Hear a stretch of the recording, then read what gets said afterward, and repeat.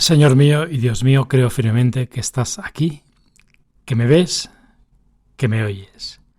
Te adoro con profunda reverencia. Te pido perdón de mis pecados y gracia para hacer con fruto este rato de oración. Madre mía Inmaculada, San José mi Padre y Señor, Ángel de mi guarda, interceded por mí. Jesús, tú has querido que desde los primeros tiempos tu iglesia, tu querida iglesia, haya sufrido persecuciones. Bueno, en abril de este año, el 28 de abril, para ser más exactos, publicamos un audio sobre los primeros cristianos.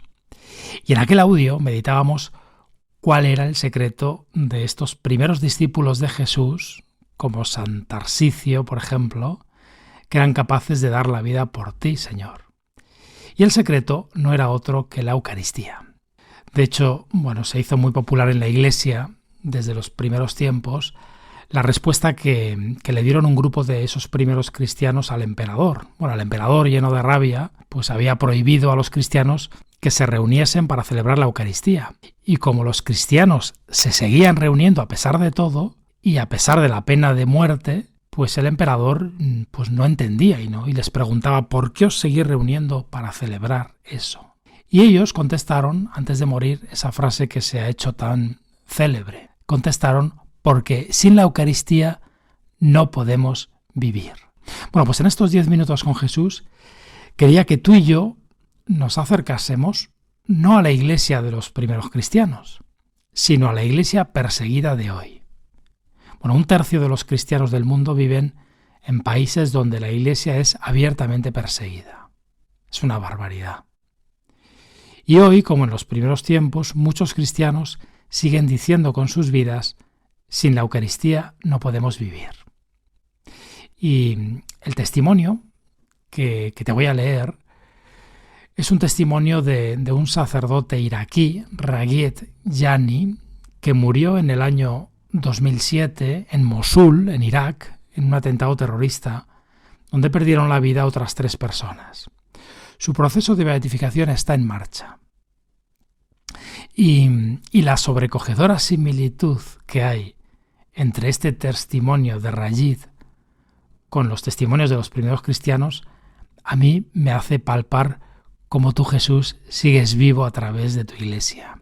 Y cómo tu iglesia sigue siendo la misma que la iglesia de los primeros tiempos. A pesar de todo, a pesar de tanta debilidad humana, la iglesia sigue siendo la misma.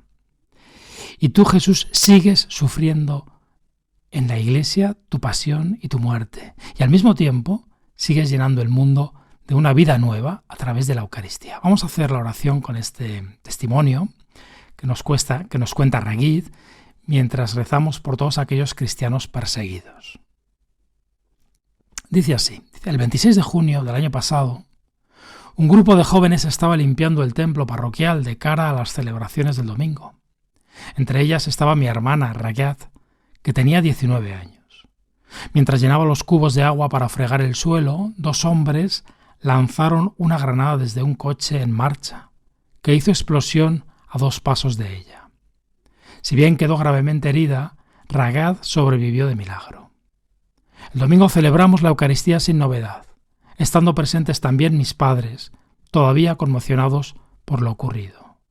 Las heridas en el cuerpo de mi hermana se convirtieron en estímulo y vigor renovados para la comunidad y para mí, e intensificaron en nosotros el coraje y la determinación para llevar la cruz.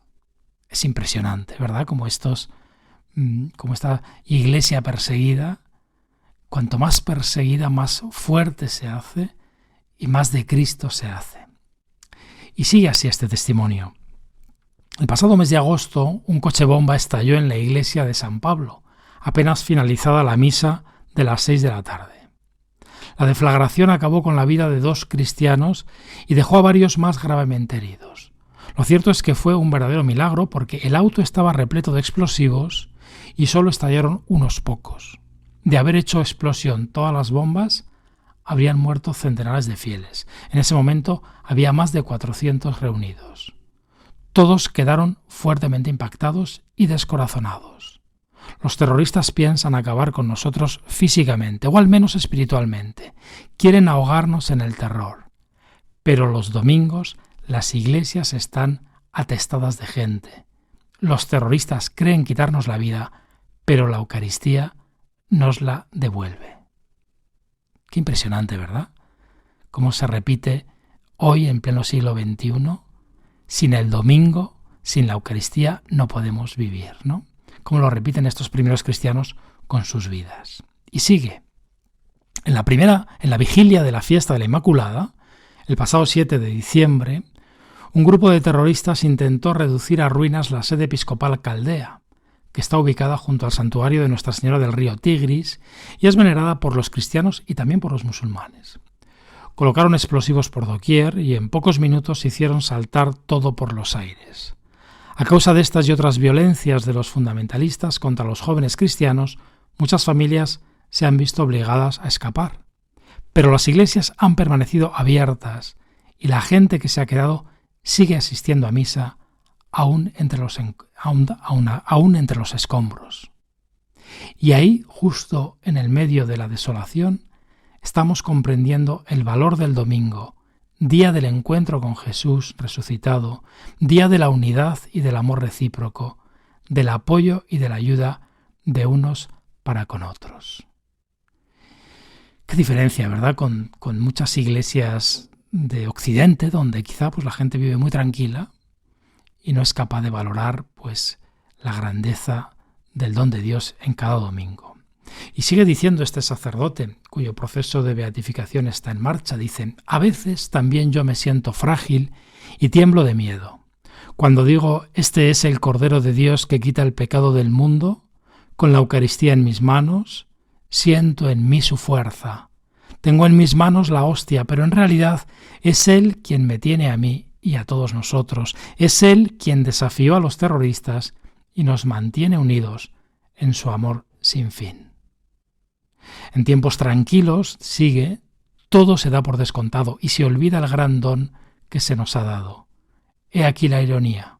Debido a la violencia del terrorismo, hemos descubierto más profundamente la Eucaristía. Cristo, muerto y resucitado, nos da la vida y esto nos permite resistir y esperar. Y aquí termina este testimonio. 2000 años separan el testimonio de los primeros cristianos de este testimonio del padre Raghid, poco antes de que él mismo muriese en un atentado, precisamente por negarse a cerrar su iglesia y por negarse a dejar de celebrar la Eucaristía. Bueno, y tú y yo, ¿qué podemos aprender hoy en nuestro rato de oración? ¿Qué me dices, Jesús, a mí después de escuchar el testimonio de estos hermanos nuestros? Y quizá lo primero que podemos meditar es: Señor, ¿cómo es mi relación con la Eucaristía? ¿Y yo puedo vivir sin la Eucaristía? Decía la Madre Teresa de Calcuta que sin la Eucaristía no podría llevar la vida de entrega que lleva ni un solo día. También ella, dedicada a los demás, desviviéndose cada día por los más pobres, experimentaba con claridad que sin la Eucaristía no podía vivir. ¿Y tú? Y yo me lo pregunto, ¿no? Y quizá, si la Eucaristía es algo superfluo en nuestra vida, es porque todavía no nos hemos entregado del todo a los demás. Porque si vivimos para nosotros mismos, entonces la Eucaristía, lejos de ser una necesidad, puede incluso acabar siendo un fastidio que altera mi plan de descanso del domingo. Qué diferencia, ¿verdad? A mí me hace pensar. Seguramente Dios no nos pedirá a ti y a mí que seamos mártires de la Eucaristía como estos primeros, pero seguro que sí, que sí que nos pide que nos entreguemos a los demás en el hogar, en la familia, en el trabajo, en la vida social, y que nos entreguemos de tal modo que necesitemos cada vez más el alimento de la Eucaristía para que el Señor sostenga nuestro amor con su vida con mayúsculas. María, Santa María, ¿cómo asistirías tú a las primeras Eucaristías celebradas por los apóstoles en la primera hora de la Iglesia, en tiempos de persecución? ¿Cuánta fuerza y consuelo encontrarías en esa comunión misteriosa con tu Hijo. A mí también me gustaría que la Eucaristía alimentase los más nobles deseos de mi corazón. Te lo pido, Madre del Cielo, mujer eucarística, como te llamaba San Juan Pablo II. Pues te doy gracias, Dios mío, por los buenos propósitos, afectos e inspiraciones que me has comunicado en esta meditación. Te doy gracias por el testimonio maravilloso de las personas santas de las iglesias perseguidas. Te pido ayuda también para poner por obra lo que tú me pides en mi vida cotidiana. Madre mía Inmaculada, San José mi Padre y Señor, Ángel de mi guarda, interceded por mí.